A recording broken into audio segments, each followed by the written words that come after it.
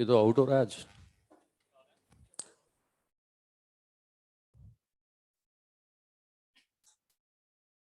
कहाँ थे भाई हम लोग? परसों कहाँ तक पहुंचे थे? बाइंडिंग एनर्जी बता दिया था।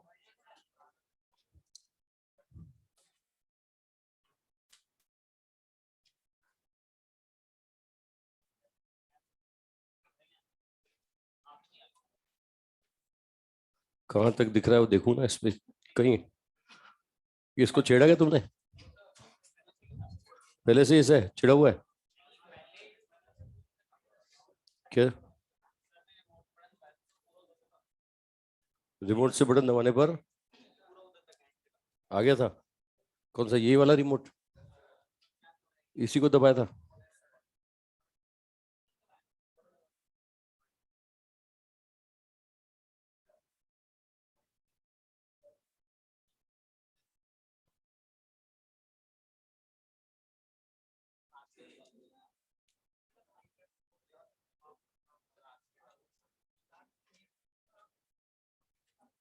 कर खड़ा हो, थोड़ा सा इधर कर।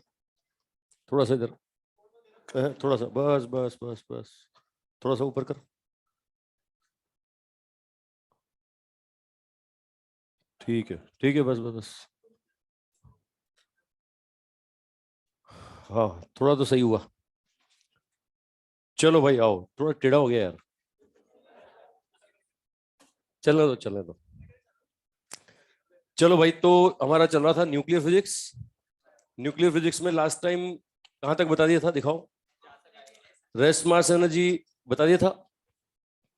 अच्छा, ये 3 केस बताए थे मैंने कि मास दे के पूछा जाए, रेस्ट मास एनर्जी दे के पूछा जाए, या बाइंडिंग एनर्जी दे के पूछा जाए। 3 केस बताए थे ना। क्वेश्चन नहीं किए थे इन पे अभी। चलो क्वेश्चन करेंगे। पहले कुछ बातें और बता दूं तुम्हें, कुछ बातें बता दी जाए। हाँ वो सब बताऊंगा बताऊंगा बताऊंगा। आओ साहब, कुछ बेसिक छोटी छोटी टर्म्स और कुछ प्रोसेस बताने जा रहा हूं। तो नेक्स्ट हेडिंग डाल लो, बेसिक टर्म्स एंड प्रोसेस। कुछ छोटी छोटी टर्म्स और प्रोसेस, जैसे आप कई बार सुनेंगे मास डिफेक्ट, कई बार आप सुनेंगे बाइंडिंग एनर्जी,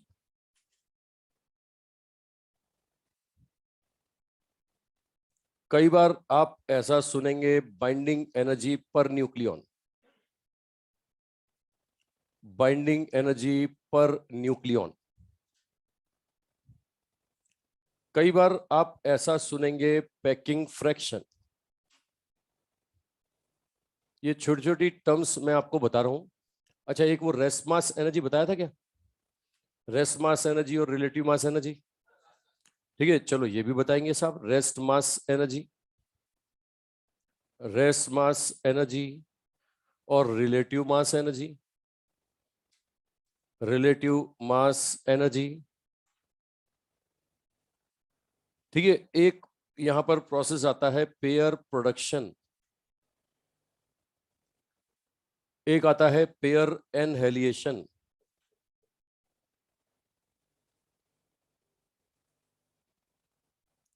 एक सुनते हैं फोटो इलेक्ट्रिक इफेक्ट, और एक आता है क्रॉम्पटन इफेक्ट। तो ये सारे नाम नहीं लिखने, ऐसे नहीं तुम सारे लिखने लग जाओ। एक एक करके शुरू करेंगे समझाना। ये तो मुझे क्या पढ़ाना है वो मैंने लिख दिया है ना, तुम सारे लिख रहे हो। पूरे आखिरी क्लास आते आते तो ढक्कन बंद हो जाता है, प्रोसेसिंग स्लो हो जाती है। चलो पहला लिखो, पहला हेडिंग डालो मास डिफेक्ट। फर्स्ट हेडिंग डाले मास डिफेक्ट, फर्स्ट हेडिंग डालने मास डिफेक्ट, मास डिफेक्ट। ठीक है, अब मास डिफेक्ट क्या होता है मैं आपको बताऊं। मैंने कल आपको न्यूक्लियस के मास के बारे में बताया था। तो मैंने क्या माना था, न्यूक्लियस का मास न्यूक्लियन के मास के बराबर होता है। मैंने ऐसा माना था ना। तो वो मैं बता दूं, लगभग माना था। मैंने कहा था लगभग होता है। रेंज निकालने के लिए कहा था कि इस रेंज में होता है। वास्तव में जो होता है ना, वो न्यूक्लियन के मास से थोड़ा सा कम होता है। न्यूक्लियस का मास वास्तव में न्यूक्लियन के मास से थोड़ा सा क्या होता है, कम होता है। वो जितना कम होता है ना, उसी टर्म को हम क्या बोलते हैं, मास डिफेक्ट। अब ये कम क्यों होता है, इसका कारण समझो। मैं बताऊं, न्यूक्लियस के अंदर प्रोटॉन और न्यूट्रॉन होते हैं कि नहीं?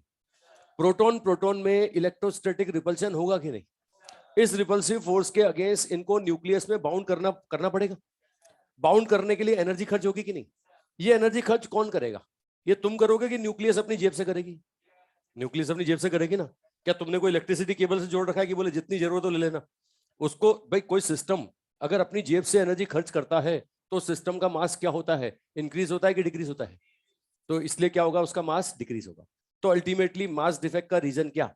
मास डिफेक्ट का रीजन है न्यूक्लियन को बाउंड करके रखने में खर्च एनर्जी। लिख लो भाई, लिख लो, मास डिफेक्ट क्या है, लिख ले।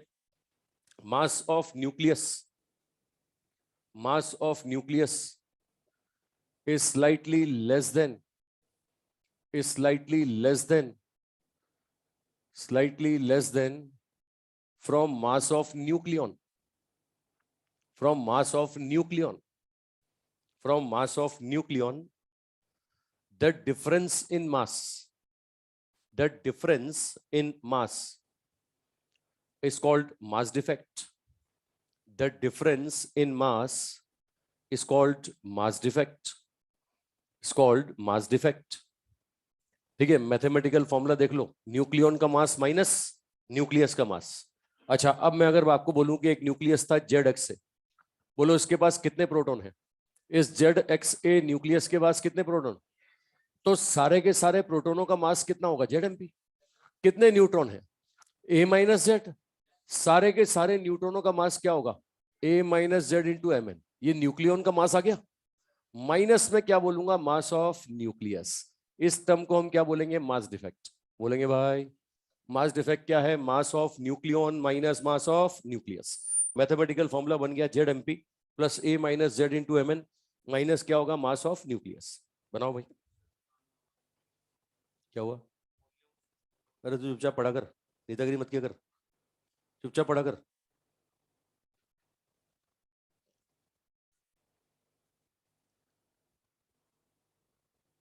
मतलब कोई ना कोई समस्या, कोई ना कोई समस्या।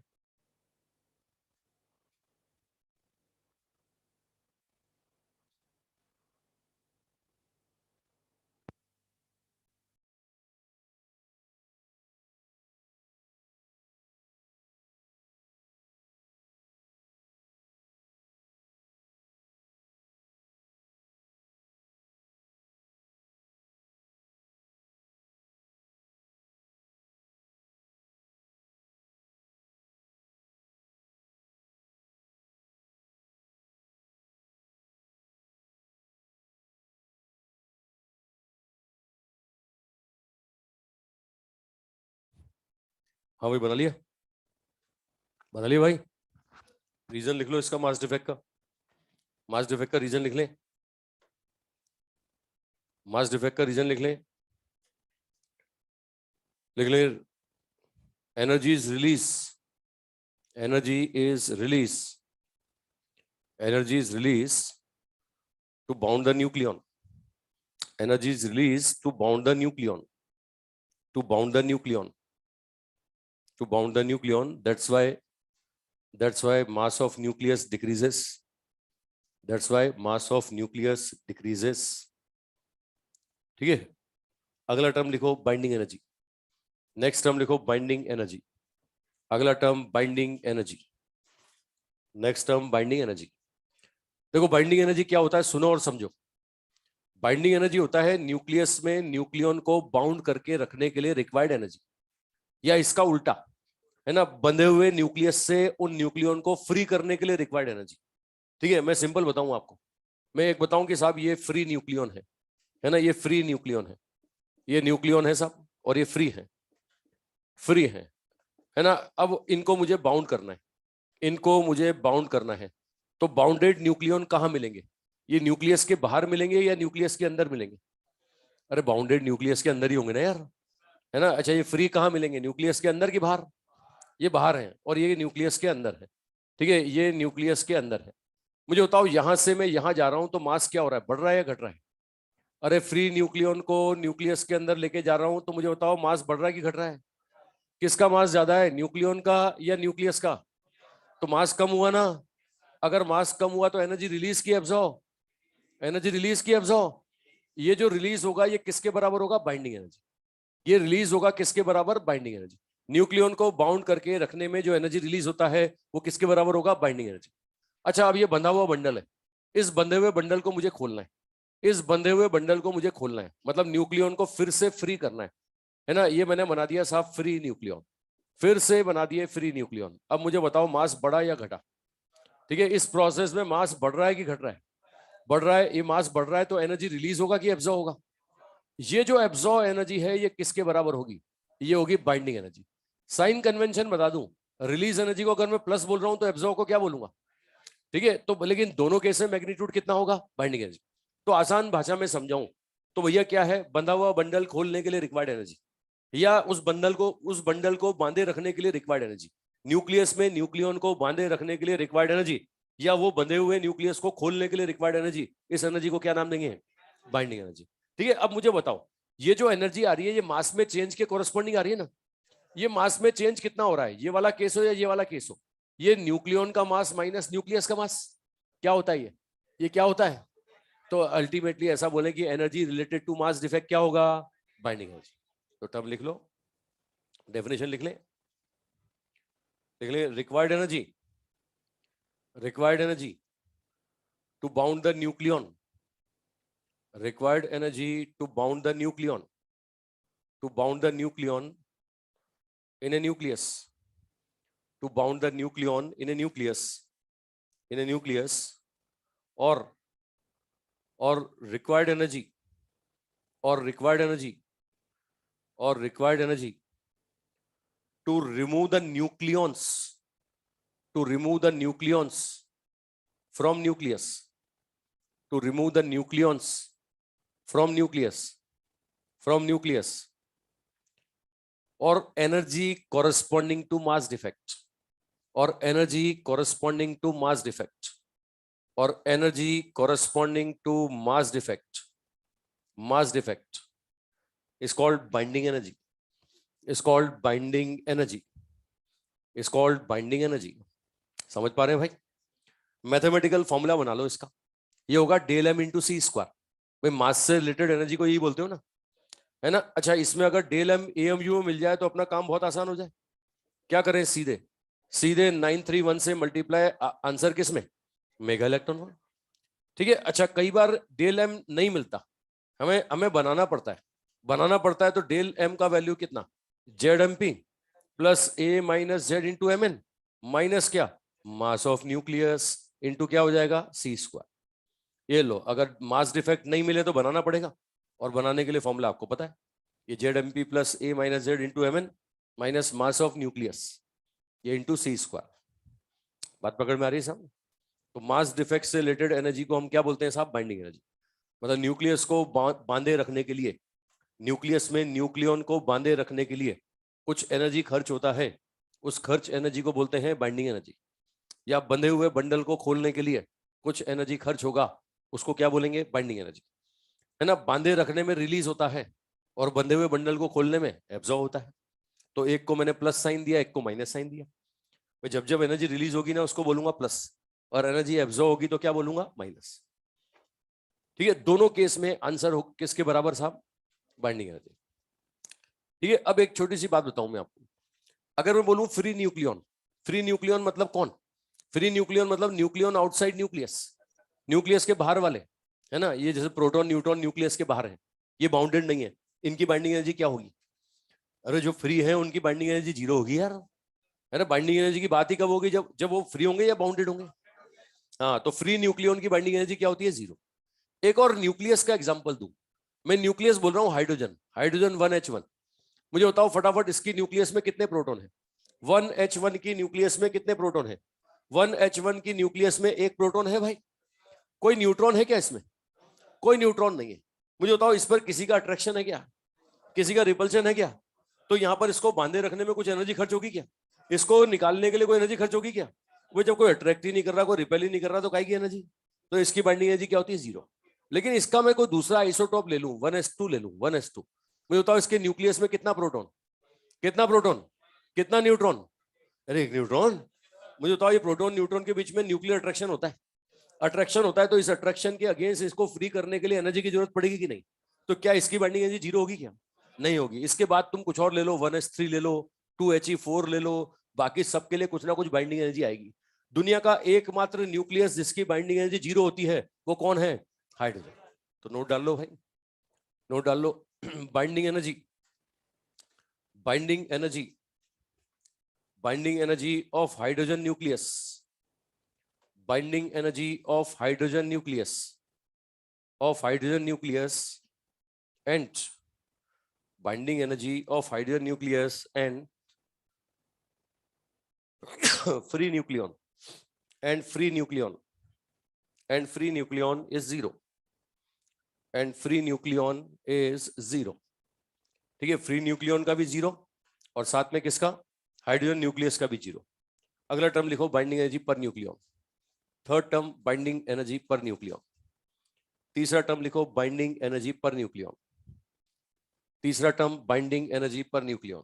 ये तो बना लिया ना? ठीक है, अब क्या है बाइंडिंग एनर्जी पर न्यूक्लियन, क्या है इसको भी समझो। ये क्या था? न्यूक्लियस के अंदर सारे न्यूक्लियन को बाउंड करने के लिए रिक्वायर्ड एनर्जी। लेकिन अगर मैं पर न्यूक्लियन बोलूं तो पर न्यूक्लियन का मतलब सबकी की एक की? हाँ, डेफिनेशन वही है, वही डेफिनेशन है। क्या बोल रहे थे अभी? सबको बांध के रखने के लिए रिक्वायर्ड एनर्जी को क्या बोलेंगे? Binding energy. सबको नहीं, एक को बांध के रखने के लिए। एक को बांध के रखने के लिए कितने की जरूरत है? Binding energy per nucleon. या एक को फ्री करने के लिए कितने की जरूरत है? बाइंडिंग एनर्जी पर न्यूक्लियन। समझ रहे हो? एक को बांधने के लिए या एक को फ्री करने के लिए रिक्वायर्ड एनर्जी को क्या नाम देते हैं? बाइंडिंग एनर्जी पर न्यूक्लियन, है ना? एक और टर्म यूज करते हैं यहां पर। देखो, किसी चीज को आप टोटल नंबर से डिवाइड कर दो तो उसकी एवरेज वैल्यू निकालते हो ना।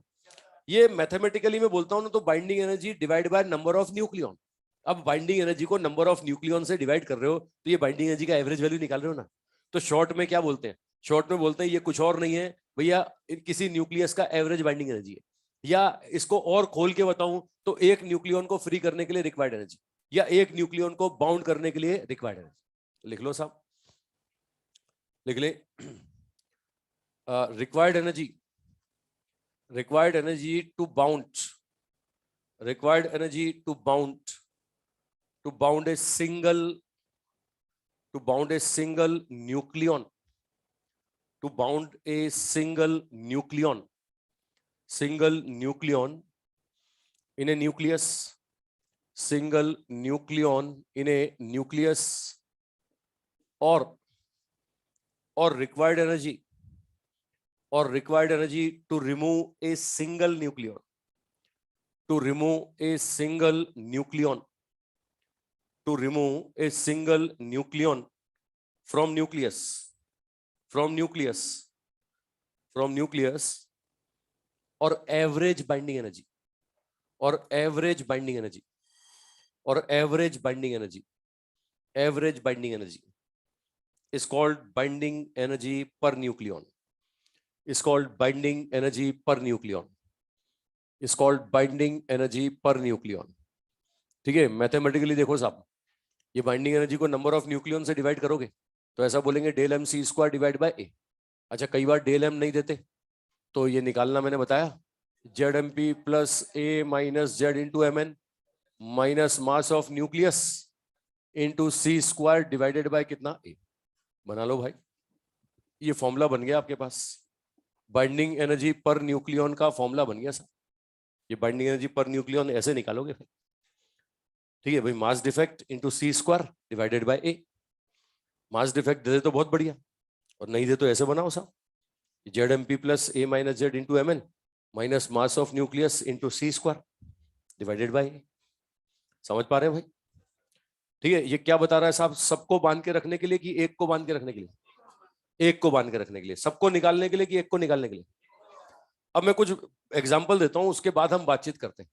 ये एक न्यूक्लियस दिया मैंने पहला, मैं बोल रहा हूं कि इसका बाइंडिंग एनर्जी है मान लिया 250 मेगा इलेक्ट्रॉन वोल्ट, और इसके पास नंबर ऑफ न्यूक्लियन, मैं बोल रहा हूं साहब इसके पास नंबर ऑफ न्यूक्लियन है 50। मैं दूसरा न्यूक्लियस दे रहा हूं, है ना? मैं बोल रहा हूं कि इसका बाइंडिंग एनर्जी 200 ही है, इसका बाइंडिंग एनर्जी 200 है ना? लेकिन इसके पास नंबर ऑफ न्यूक्लियन है 25। ठीक है, अब मुझे एक बात बताओ, किसकी बाइंडिंग एनर्जी ज्यादा? बाइंडिंग एनर्जी किसकी ज्यादा, फर्स्ट की सेकंड की?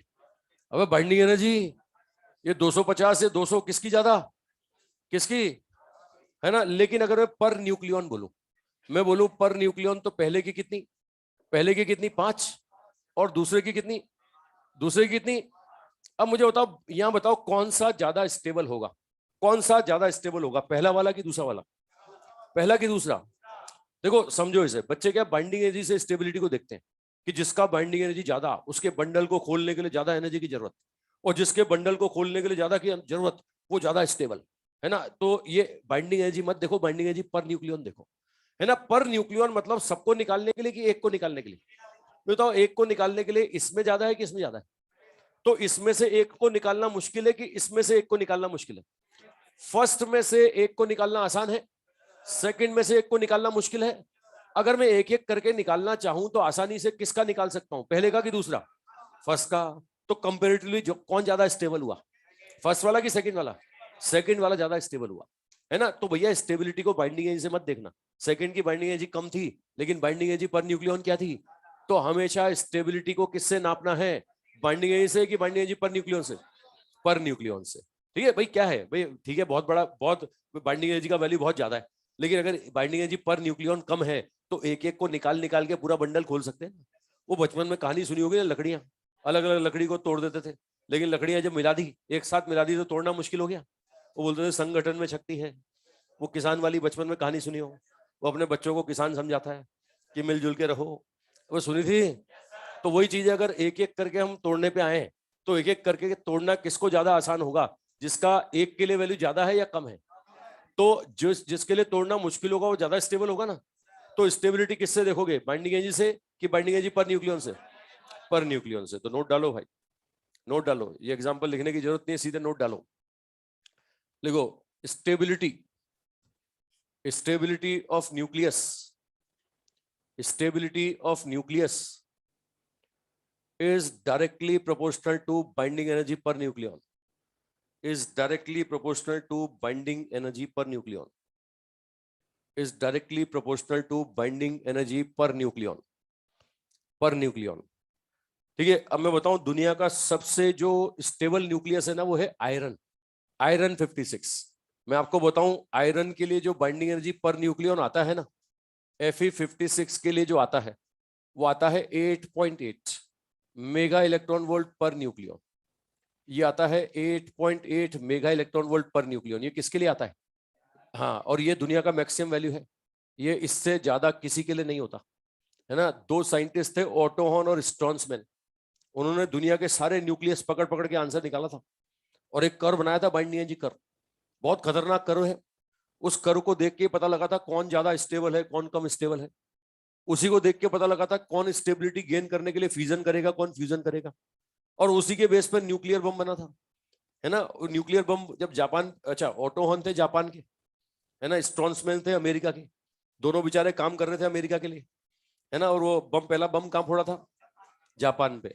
ठीक है, तो वो इनके स्टेटमेंट थे कि यार ये कर्व हमने फाड़ दिया होता, जला दिया होता, दफना दिया होता, ये कर्व नहीं बनाया होता, है ना, तो हो सकता है ये जापान बच जाता, है ना। बड़ा खतरनाक कर्व था बाइंडिंग एनर्जी कर्व। मतलब साइंटिस्ट लोग हैं यार, बाइंडिंग एनर्जी पर न्यूक्लियन निकाला, कैसे निकालते हैं, फॉर्मूला फॉर्मूला पता है तुम्हारे पास, न्यूक्लियस का जेड देखो, ए देखो, न्यूक्लियस का मास देखो, फॉर्मूले में रखो, सॉल्व करो आंसर।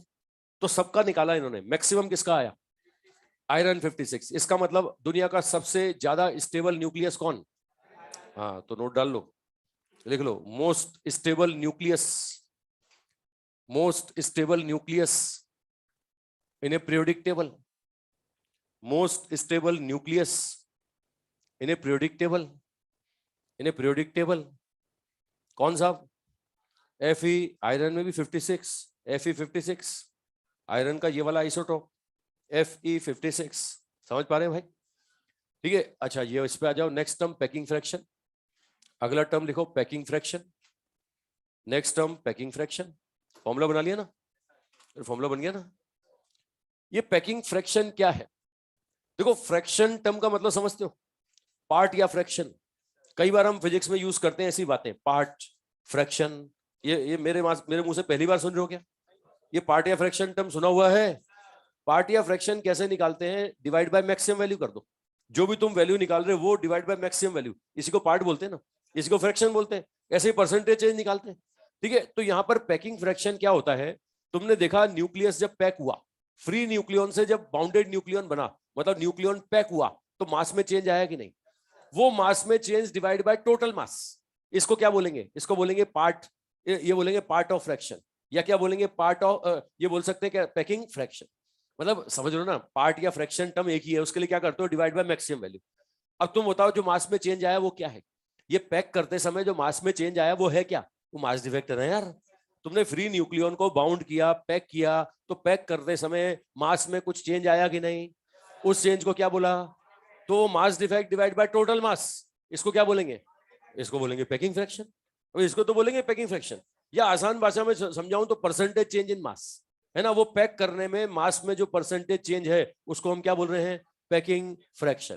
ठीक है, तो लिख लो, लिख लो, part, part of mass, part of mass, part of mass is change, is change, is change to bound the nucleon, is change to bound the nucleon, to bound the nucleon, to bound the nucleon is called mass, is called packing fraction, is called packing fraction, is called packing fraction.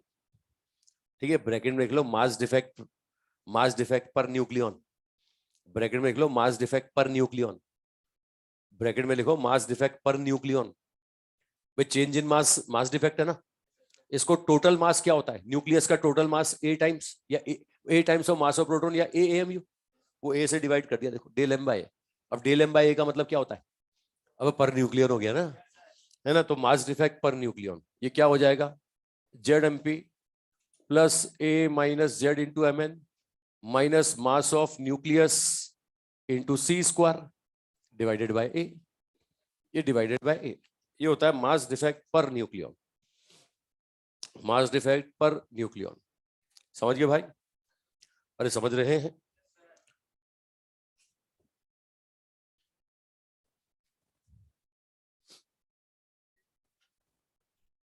है बेटा?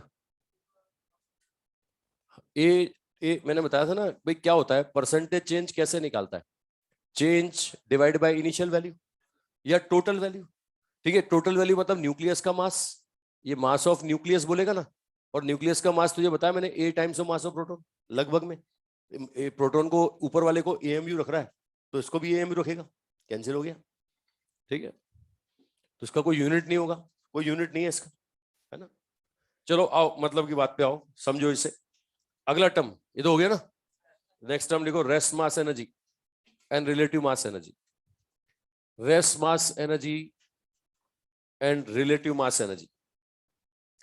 ठीक है, देखो energy और मास का relation हम लोग बात कर चुके हैं। एनर्जी और मास का रिलेशन क्या होता है? ई बराबर एम सी स्क्वायर। अब रेस्ट मास एनर्जी बोलेंगे, रेस्ट मास से रिलेटेड एनर्जी, ये बोलते हैं m not into C square. M not rest mass होता है ना यार, है ना भाई। मैं आसान भाषा में समझाऊं तो जिस दिन जो मास बना होगा ना, तो बनाने वाले ने जो एनर्जी खर्च की होगी उसको बोलेंगे रेस्ट मास एनर्जी। या मैं सीधे आसान भाषा में बोलूं कि यार कोई कोई मास रेस्ट कंडीशन में है, अब रेस्ट कंडीशन में वो खत्म हो जाए, खत्म हो जाए तो कितनी एनर्जी दे करके जाएगा? Rest mass energy. मैंने तुम्हें पहले ही बोला है कि दुनिया बनी है तो बनाने वाले को एनर्जी खर्च करनी पड़ी है। एक इलेक्ट्रॉन भी बना होगा तो बनाने वाले ने कुछ एनर्जी खर्च की होगी, और जितनी एनर्जी खर्च की होगी ना, है ना, अगर वो रेस्ट कंडीशन में तो उसको क्या बोलते हैं? Rest mass energy. और अगर वो दौड़ने वाली कंडीशन में, चलने वाली कंडीशन में, रिलेटिव मोशन में, तो उसको क्या बोलेंगे? Relative mass energy. चलो मैं छोटे छोटे पार्टिकल्स के लिए आंसर बनाता हूं, है ना, लेकिन एक बात तुम्हें याद दिला दूं, अगर मास में एएमयू में रख दूं तो क्या करेंगे? 931 से मल्टीप्लाई करोगे, आंसर किस में आएगा? है ना, मेगा इलेक्ट्रॉन वोल्ट। अब मैं कुछ छोटे छोटे पार्टिकल्स के लिए आंसर बोलूं साहब। मैं छोटे छोटे पार्टिकल बोलता हूं, इलेक्ट्रॉन, है ना, ये इलेक्ट्रॉन के लिए, पॉजिट्रॉन के लिए, ये पॉजिट्रॉन के लिए, मैं बोल रहा हूं साहब प्रोटॉन के लिए, मैं बोल रहा हूं न्यूट्रॉन के लिए, ये प्रोटॉन के लिए, न्यूट्रॉन के लिए। ये छोटे छोटे पार्टिकल के लिए हम डिफाइन करते हैं कि रेस्ट मास एनर्जी कितना होगा। ठीक है, सबसे पहले मुझे बताओ इलेक्ट्रॉन का मास कितना था? इलेक्ट्रॉन का 9.1 10⁻³ प्रोटॉन के मास की फॉर्म में लिखूं तो mp/1836, ये कितना होगा? 1/1836 AMU होगा कि नहीं? हाँ कि ना बोलो, बताओ एक AMU के लिए कितना होगा? एक एएमयू के लिए 931, तो इतने एएमयू के लिए डिवाइड बाय इतना। लो साहब, rest mass energy E not लिख रहा हूं इसको। इलेक्ट्रॉन का कितना होगा, 931 डिवाइड बाय 1836। सॉल्व करोगे ना 0.51 आएगा। ये आएगा 0.51 mega electron volt. 0.51 mega electron volt. मतलब समझो, जिसने भी इलेक्ट्रॉन को बनाया था, जिसने भी बनाया था, भगवान ने बनाया था, किसी गॉड पार्टिकल ने बनाया था, किसी साइंटिस्ट के पार्टिकल ने बनाया था, जिसने भी बनाया था, उसके पास कितनी एनर्जी रही होगी, 0.51। मतलब 0.51 उसने खर्च की होगी। अगर 0.51 खर्च करी होगी तो एक इलेक्ट्रॉन बना होगा। अच्छा, जिस दिन इलेक्ट्रॉन खत्म होगा कितनी देके जाएगा, 0.51। जिसके साथ भी मिलकर खत्म हो, वो मिलने वाला अलग देगा, ये अपनी तरफ से कितनी देगा। तो मास अगर बना है तो किससे बना है, एनर्जी से। और जिस दिन मास खत्म होगा तो दुनिया को क्या देके जाएगा, है ना। कोई भी यूनिवर्स में अगर आया है तो वो क्या फॉलो करेगा, ओनली मास कंजर्वेशन की mass energy conservation, mass energy conservation. समझ रहे हो भाई। अच्छा, मैं बोल रहा हूँ साहब पॉजिट्रॉन, है ना। पॉजिट्रॉन क्या होता है, और कुछ नहीं है, ये पॉजिटिव इलेक्ट्रॉन होता है। ये और कुछ नहीं, बीटा पॉजिटिव है, बीटा पॉजिटिव। मैं बताऊं, इसका चार्ज जो होता है ना वो तो प्रोटॉन के बराबर होता है, लेकिन इसका जो मास होता है ना, वो मास होता है equal to mass of electron, है ना। इस पॉजिट्रॉन का मास होता है equal to mass of electron. ये पॉजिट्रॉन कहलाता है, ये पॉजिट्रॉन बीटा पार्टिकल कहलाता है। मैं बताऊं, अल्फा बीटा गामा जानते हो कहां से निकलते हैं, अभी रेडियो एक्टिविटी में पढ़ेंगे, न्यूक्लियस से निकलते हैं। तो इतना तो जानते होगे ना, ये न्यूक्लियर इवेंट है। अल्फा बीटा गामा कहां से निकलेंगे, न्यूक्लियस। अब न्यूक्लियस में बनने के रीजन होते हैं, अल्फा कब बनता है, बीटा कब बनता है, वो रीजन होते हैं। लेकिन कुल मिलाकर के बीटा दो तरह के होते हैं, एक पॉजिटिव और एक नेगेटिव। ये कौन सा है, हाँ बीटा पॉजिटिव। अब बताओ इसका मास किसके बराबर है, अबे इलेक्ट्रॉन किसके बराबर है, तो रेस्ट मास एनर्जी भी किसके बराबर होगी, हाँ खत्म साहब। पॉजिट्रॉन की रेस्ट मास एनर्जी बराबर होती है इलेक्ट्रॉन की रेस्ट मास एनर्जी। मतलब ये भी कितना होगा, ये भी होगा 0.51 मेगा इलेक्ट्रॉन वोल्ट। ठीक है, तो जिसने भी प्रोटॉन बनाया, पॉजिट्रॉन बनाया, उसको कितनी एनर्जी खर्च करनी पड़ी, 0.51। जिसने भी पॉजिट्रॉन बनाया उसको इतनी एनर्जी खर्च करनी पड़ेगी। ठीक है, प्रोटॉन पे आओ। प्रोटॉन, प्रोटॉन का मास अप्रोक्सीमेटली 1 AMU। अच्छा, न्यूट्रॉन का भी अप्रोक्सीमेटली 1 AMU, लगभग 1 AMU। बताओ, अगर ये दोनों का मास लगभग बराबर है तो rest mass energy of proton और न्यूट्रॉन लगभग बराबर होगा कि नहीं, कितना होगा, ये होगा 931 मेगा इलेक्ट्रॉन वोल्ट।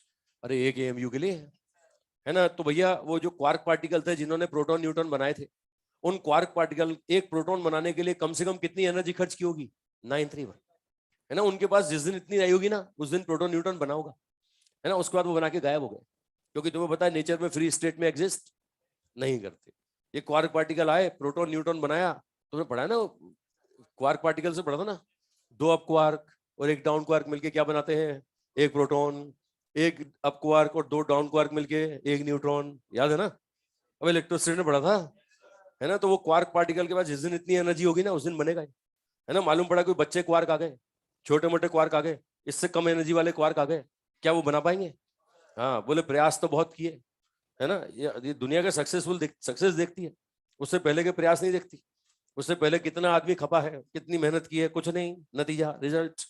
ये जिसने भी बनाया होगा एक प्रोटॉन, है ना, जिस भी क्वार्क ने बनाया होगा, उसको कितनी एनर्जी खर्च करनी पड़ी होगी, 931। अगर उससे कम वाला आया होगा तो क्या वो सक्सेसफुल रहा होगा, नहीं। हम क्या वो दिख रहे हैं, आज दुनिया को प्रोटॉन दिख रहा है, न्यूट्रॉन दिख रहा है, वो बनाने वाला नहीं दिख रहा। बनाने वाला शहीद हो गया, कितनी एनर्जी लेके आया था, 931। समझ पा रहे हो ना। अच्छा, जिस दिन ये खत्म होंगे कितनी एनर्जी देके जाएंगे, समझ पा रहे हो। अच्छा, ये तो हमने बात की बैठे बैठे बने, बैठे बैठे खत्म हुए। अगर दौड़ते दौड़ते बनते, दौड़ते दौड़ते खत्म होते, तो एनर्जी कौन सी, हाँ अब रिलेटिव मास एनर्जी बताते हैं। पहले बना लो, ये बन गया, ये बना लो एग्जांपल। अच्छा, फोटोन का बोलो, फोटोन का रेस्ट मास एनर्जी।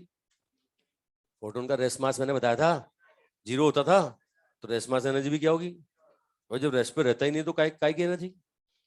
फोटोन के लिए बताया था ना, rest mass energy, rest mass, relative mass, effective mass, मैंने बताया था यार। ठीक है, तो अगला आओ साहब, अब relative mass energy. Next relative mass energy, ये मिटा दूं, ये बन गया, बना बना जल्दी बना। बोर्ड छोटा है यार, इसी के अंदर बनाना पड़ेगा, उधर बड़ा होता तो बना देता अभी तक। क्लास ठीक है, ऊपर वाली से ठीक है। अच्छा, क्या अच्छा है, सीट अच्छी है, वहां की सीटें अच्छी नहीं थी, वहां की सीट अच्छी नहीं थी, अब ऐसी तो बेंचें होंगी वहां भी।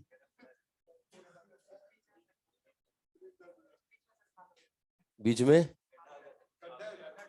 उनमें बीच में गड्ढे थे, खैर बने हुए। वो तुमसे पहले जो होते हैं वो ठोकते होंगे वो। बेंच बता ना, बच्चे बेंच बजाते हैं।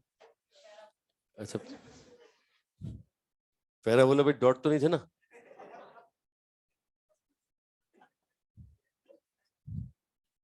अबे बना लिया। चलो रिलेटिव मास एनर्जी। अब रिलेटिव मास एनर्जी समझो भाई।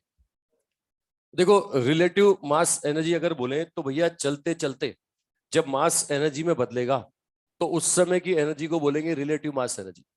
ये होगा एम आर इंटू सी स्क्वायर, है ना। अब एम आर का वैल्यू आप अच्छी तरह जानते हैं क्या होता है, M naught upon root one minus V by C का होल स्क्वायर, अबे इंटू सी स्क्वायर, ये होता है ना।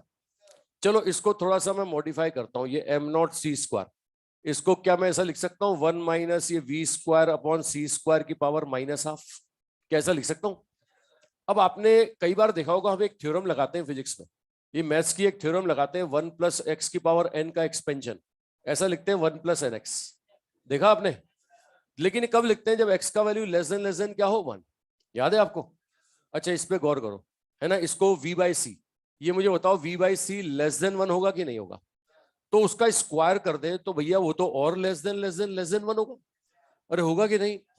तो ये वन प्लस एक्स की पावर एन का अगर मैं एक्सपेंशन करूं, मतलब मैं इसको लिख दूं, ये m not C square one plus ये एक्स को मान लिया मैंने minus we square by C square, और ये बन गया माइनस हाफ। बताओ वन प्लस एक्स की पावर एन, ऐसे कर सकता हूं एक्सपेंशन, कर दो एक्सपेंशन कर दो, ये एक्सपेंशन करता हूं तो M not C square one plus N का वैल्यू माइनस हाफ, ये हो गया minus we square by C square, minus minus plus हो गया। अब अगर मैं रिलेटिव एनर्जी बोलूं, ये होगा M not C square plus half M naught V square, होगा कि नहीं। अब रुक जाओ, डेरिवेशन वेरिएशन कुछ कोई नहीं पूछने वाला, मतलब की बात देखो, ये कौन सा एनर्जी दिख रही है आपको, ये रेस्ट मास एनर्जी दिख रहा है कि नहीं, और ये क्या दिख रहा है, अबे काइनेटिक एनर्जी, है ना। तो भैया काम की बात सुनो, अगर कोई मास रेस्ट कंडीशन में एनर्जी में कन्वर्ट होगा तो उस समय एनर्जी क्या होगी, रेस्ट मास एनर्जी। लेकिन अगर दौड़ते दौड़ते बदलेगा तो एनर्जी कितनी होगी, एनर्जी होगी rest mass energy plus kinetic energy. अब समझ रहे हो भाई, बैठे बैठे अगर मास एनर्जी में बदल गया तो एनर्जी होगी रेस्ट मास एनर्जी, लेकिन दौड़ते दौड़ते बदला तो कितनी, rest mass energy plus kinetic energy. और एक चीज पे और गौर करो, काइनेटिक एनर्जी के फॉर्मूले में देखो ध्यान से क्या आ रहा है, एम नॉट, एम नॉट कौन सा मास है, हाँ काइनेटिक एनर्जी के फॉर्मूले में कभी भी रिलेटिव मास, ठीक है। तो ये प्रूफ व्रूफ कोई नहीं मांग रहा, ये ध्यान रखना है तुम, ये पॉइंट ध्यान रखना है कि भैया रेस्ट कंडीशन में मास अगर एनर्जी में बदलेगा तो रेस्ट मास एनर्जी, और दौड़ते दौड़ते बदलेगा तो rest mass energy plus kinetic energy.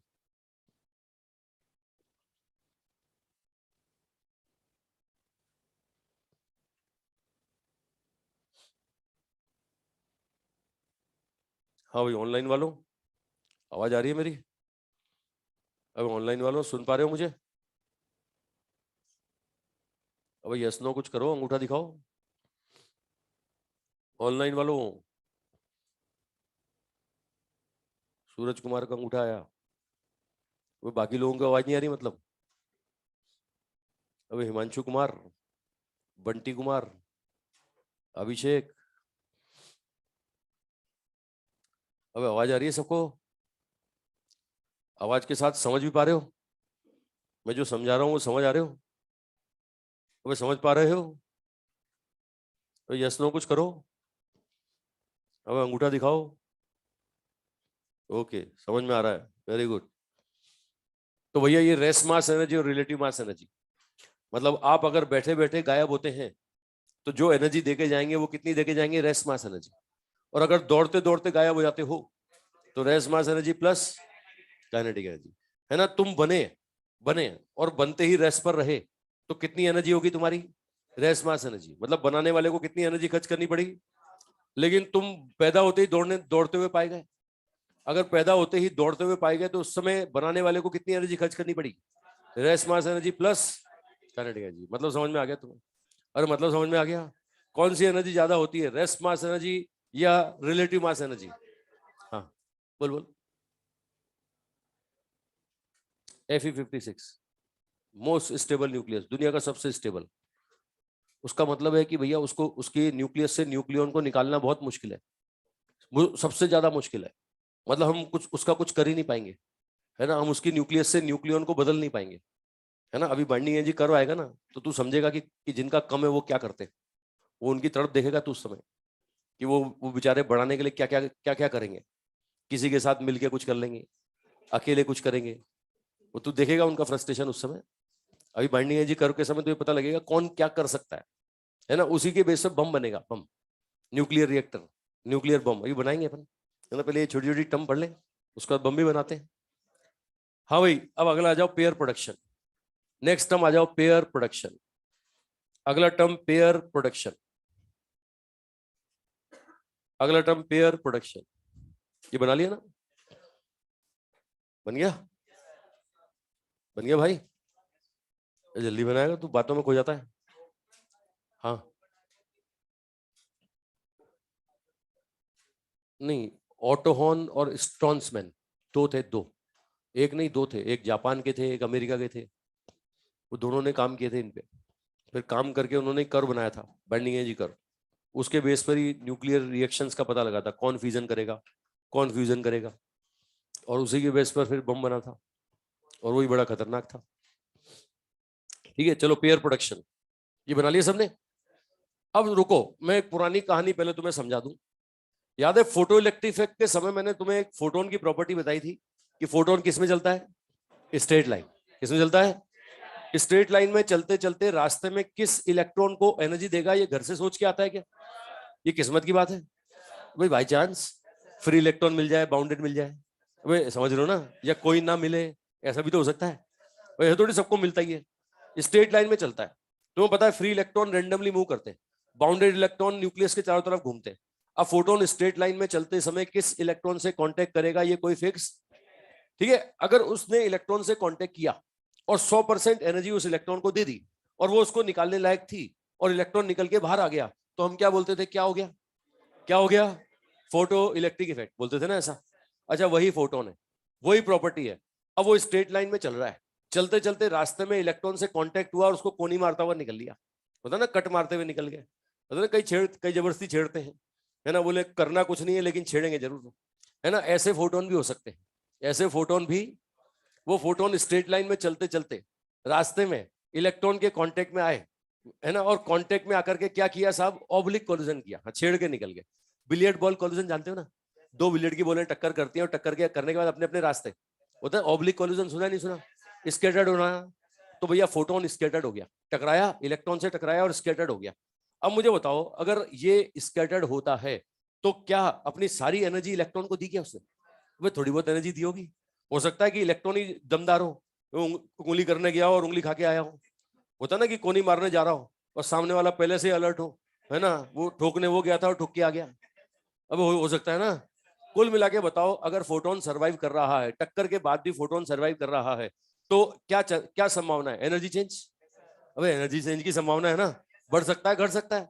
अगर एनर्जी चेंज होगा तो वेवलेंथ पे चेंज मिलेगा ना, और वेवलेंथ पे जब शिफ्ट मिलता है तो इस इफेक्ट को नाम देते हैं क्रॉम्पटन इफेक्ट। क्या नाम देते हैं, है ना। अगर अगर वेवलेंथ पे शिफ्ट मिले तो ये इफेक्ट क्या कहलाएगा? ठीक है, मैं आपको बताऊं, मैंने मैंने रेड कलर के फोटोन डाले सरफेस पर, और टकराने के बाद इलेक्ट्रॉन निकले ना निकले, लेकिन मुझे उनका रंग बदला हुआ नजर आ रहा है, हरे हरे नजर आ रहे हैं, या हरे रंग के डाले थे लाल लाल नजर आ रहे हैं। मुझे बताओ वेवलेंथ में शिफ्ट हुआ कि नहीं हुआ? अगर वेवलेंथ में शिफ्ट हुआ तो ये इफेक्ट क्या कहलाएगा, है ना। तो सिमिलरिटी बता रहा हूं मैं। फोटोन आया, है ना, रास्ते में किसी इलेक्ट्रॉन को 100% एनर्जी दे दी, इलेक्ट्रॉन निकल गया, क्या बोला आपने, फोटो इलेक्ट्रिक इफेक्ट। रास्ते में किसी इलेक्ट्रॉन को एनर्जी नहीं दी, है ना, कोनी मारता हुआ निकल लिया, अब उस कोनी से इलेक्ट्रॉन निकले ना निकले, लेकिन वेवलेंथ पे शिफ्ट मिला, ये वेवलेंथ पे शिफ्ट मिला, तो इसको क्या नाम देंगे, है ना। कॉम्पटन इफेक्ट में इलेक्ट्रॉन 100% एनर्जी दे रहा है कि ऑब्लिक कोलिजन कर रहा है, ऑब्लिक कोलिजन, है ना, पार्शियल एनर्जी ट्रांसफर हो सकता है। तो इस केस में क्या होगा, क्रॉम्पटन इफेक्ट। अब मैं पेयर प्रोडक्शन में बताऊं कि वही फोटोन रास्ते में किसी इलेक्ट्रॉन के चक्कर में नहीं फंसा, है ना, ना तो बाउंडेड के चक्कर में फंसा, ना फ्री इलेक्ट्रॉन के चक्कर में फंसा, वो न्यूक्लियस तक पहुंच गया, न्यूक्लियस ने उसको एब्जॉर्व कर लिया, और एब्जॉर्व करने के बाद में इलेक्ट्रॉन और पॉजिट्रॉन का पेयर इमिट कर दिया, तो प्रोसेस को क्या नाम देंगे, पेयर प्रोडक्शन, है ना। खाली 100% एनर्जी इलेक्ट्रॉन को दे, इलेक्ट्रॉन निकल जाए तो क्या बोलते हैं, फोटो इलेक्ट्रिक इफेक्ट। कोनी मारता हुआ निकल जाए, वेवलेंथ पे शिफ्ट, तो क्रॉम्पटन इफेक्ट। और न्यूक्लियस तक पहुंच जाए और न्यूक्लियस पेयर बना दे तो क्या बोलते हैं, पेयर प्रोडक्शन। लेकिन रुको, इलेक्ट्रॉन को बनाने के लिए कम से कम कितनी एनर्जी की जरूरत, 0.51। इलेक्ट्रॉन को बनाने के लिए कम से कम कितनी, 0.51। पॉजिट्रॉन को बनाने के लिए 0.51, दोनों को बनाने के लिए 1.02। अब यानी फोटोन के पास कम से कम कितनी एनर्जी होनी चाहिए? 1.02 mega electron volt. Mega electron volt range में एनर्जी किन के पास होती है? क्या दुनिया के सभी फोटोनों के पास होती है क्या? एक टेबल बनाई थी मैंने, याद है? Gamma photon, x-ray photon. X-ray की एनर्जी रेंज इलेक्ट्रॉन वोल्ट, बाकी किलो इलेक्ट्रॉन वोल्ट, बाकी सबकी इलेक्ट्रॉन वोल्ट। मेगा में सिर्फ किसकी होती थी? गामा पहलवान। मैंने कहा था गामा पहलवान की होती है। अरे टेबल बनाते समय कहा मैंने कि भैया मेगा इलेक्ट्रॉन वोल्ट रेंज में सिर्फ एनर्जी किसकी होती है? तो मुझे बताओ पेयर प्रोडक्शन कौन कर सकता है? सिर्फ गामा, सिर्फ गामा, है ना। एक्सरे फोटोन अगर न्यूक्लियस तक पहुंच भी गया तो क्या पेयर प्रोडक्शन कर पाएगा? पेयर बनाने के लिए एनर्जी चाहिए, है ना। एक इलेक्ट्रॉन बनाना है, एक पॉजिट्रॉन बनाना है, तो कम से कम 1.02 मेगा इलेक्ट्रॉन वोल्ट की एनर्जी चाहिए। क्या एक्सरे के पास है? क्या अल्ट्रावायलेट के पास है? तो एक्सरे पहुंच गया, न्यूक्लियस तक पहुंच गया, एब्जॉर्ब हो गया, क्या पेयर बना पाएगा? है ना। मैं बोलता हूं अल्ट्रावायलेट पहुंच गया, क्या क्या बना पाएगा? अल्ट्रावायलेट किसी को नहीं छोड़ता था, फोटो इलेक्ट्रिक इफेक्ट सबसे कर लेता था, लेकिन क्या पेयर प्रोडक्शन कर पाएगा? तुमने विजिबल फोटोन को जोश दिला दिया, सेमिनार ले लिया, मोटिवेशनल सेमिनार, तू भी धरती पे कुछ करने के लिए पैदा हुआ है ना, तू भी कुछ कर सकता है। वो अगर पहुंच भी गया तो क्या कर पाएगा? गायब हो जाएगा। ठीक है, कहां गया किसी को पता नहीं लगेगा। ठीक है, चुप गया नहीं तो कहां गया, कौन खा गया, पता नहीं चलेगा। अरे समझ रहे हो भाई? तो पेयर प्रोडक्शन कौन कर सकता है? कोई भी फोटोन की गामा फोटोन। अच्छा, गामा में बच्चे फोटोन पैदा नहीं कर पाएंगे, है ना। बच्चे मतलब छोटे वाले फोटोन, कम एनर्जी वाले गामा फोटोन, है ना। अगर मैं बोलूं 1.02 मेगा इलेक्ट्रॉन वोल्ट से कम वाले गामा है, वो क्या कर पाएंगे? गामा में भी कम से कम कितने वाले? 1.02 मेगा इलेक्ट्रॉन वोल्ट। अगर उससे बड़े फोटोन हैं तो वो तो पेयर प्रोडक्शन कर पाएंगे। ठीक है, चलो रुको रुको, कर पाएंगे, गारंटी नहीं है। मैं बोलता हूं कि मेरे पास एक फोटोन है जिसकी एनर्जी 1.02 मेगा इलेक्ट्रॉन वोल्ट से ज्यादा है, क्या गारंटी लेते हो पेयर प्रोडक्शन करेगा? क्यों गारंटी क्यों नहीं लेते हो? क्यों लेते हो गारंटी? बोले हम नहीं ले सकते, बोले हम डरते हैं लेने से। ठीक है, अरे यार मुझे बताओ, अगर उसकी कैपेसिटी थी, वो न्यूक्लियस तक पहुंचेगा तब करेगा ना। कैपेसिटी थी लेकिन रास्ते में गलत चक्करों में फंस गया तो वो होता है ना यार। वो हम बोलते हैं कि यार ये कर सकता था लेकिन नहीं करा इसने, इसका मतलब ये कुछ ना कुछ गड़बड़ कर रहा था, किसी और लफड़ों में पड़ा हुआ था। समझ रहे हो ना? मतलब अगर 1.02 मेगा इलेक्ट्रॉन वोल्ट से ज्यादा का फोटोन आता है तो वो पेयर प्रोडक्शन करेगा, इसकी गारंटी नहीं है। वो न्यूक्लियस तक पहुंचेगा तब करेगा ना। रास्ते में किसी इलेक्ट्रॉन को मिल गया और 100% एनर्जी उसको पकड़ा दी, है ना, तो क्या होगा? तो बाकी बचा हुआ कुछ निकालने में खर्च करेगा, बाकी बचा हुआ किसमें दे देगा? इलेक्ट्रॉन जबरदस्त काइनेटिक एनर्जी लेके भागेगा, क्या हो जाएगा? Photo electric effect. मालूम पड़ा कि शैतानी कर गया, कोनी मारता हुआ निकल गया, ढंग से कांटेक्ट नहीं हो पाया, है ना, वेवलेंथ में शिफ्ट हो गया, क्या बोलोगे? मतलब जो करने लायक था पेयर प्रोडक्शन, वो क्या कर रहा है? क्रॉम्पटन इफेक्ट कर रहा है, फोटो इलेक्ट्रिक इफेक्ट कर रहा है। बताओ साहब, है ना। आनी थी फर्स्ट रैंक, आ कौन सी रही है? बोले 1000वीं rank.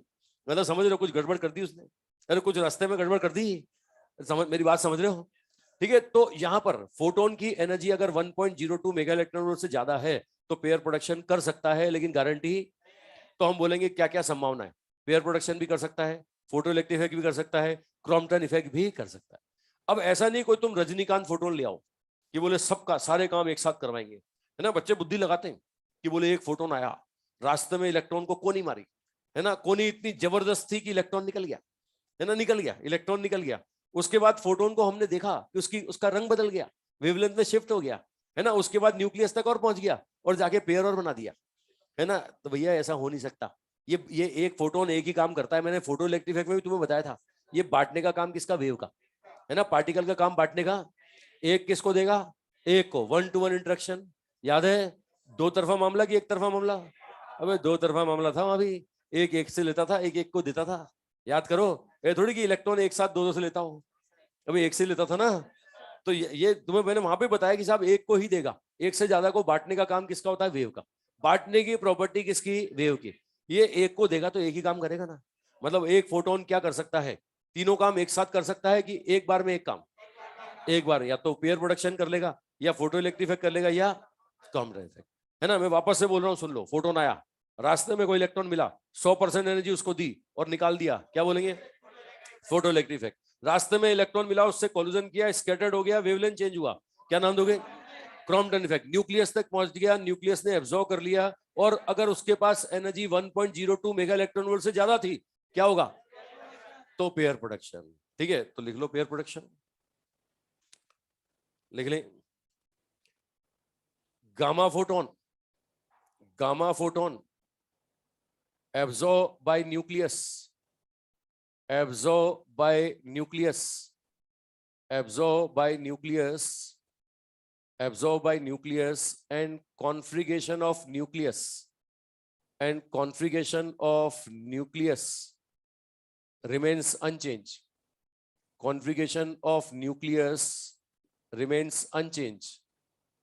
Configuration of nucleus remains unchanged, remains unchanged. Then it will emit, then it will emit pair of electron and positron, pair of electron and positron, pair of electron and positron, electron and positron. Process is called pair production. Process is called pair production. Process is called pair production. Process is called pair production.